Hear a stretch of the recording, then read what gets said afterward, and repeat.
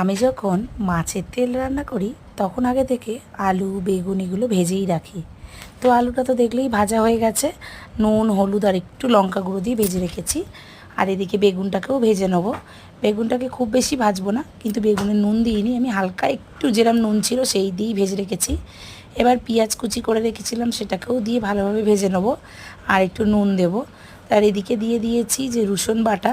এখানে অনেকে রসুন কুচি দেয়, আমিও রসুন কুচিটাই দিতে ভালোবাসি, কিন্তু রসুন বাটা ছিল বলে আর রসুন আলাদা করে কুচি করলাম না।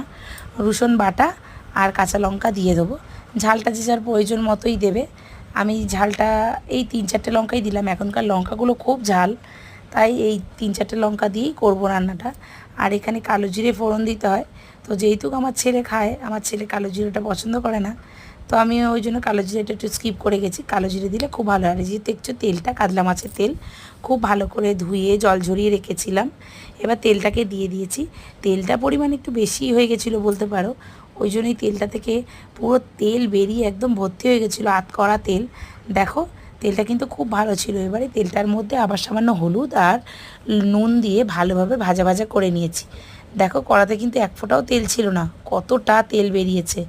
আর এই যে সাদা সাদা তেলগুলো খেতে আমার ছেলে ভালোবাসে, কিন্তু সাদা তেলটাও গলে গেছে। তো আমি এক টুকরো পেয়েছিলাম, ওটা আলাদাভাবে ওর জন্য তুলে রেখেছি। তেলটা বেশ ভালোভাবে ভাজা ভাজা হয়ে গেলে আমি যে আলাদা করে ভেজে রেখেছিলাম আলু আর বেগুনটা দিয়ে দেবো। তার আগে এতে কিছু মশলা দেওয়া যেতেই পারে, আমিও দিয়েছি, কিন্তু ভিডিওটা করা হয়নি।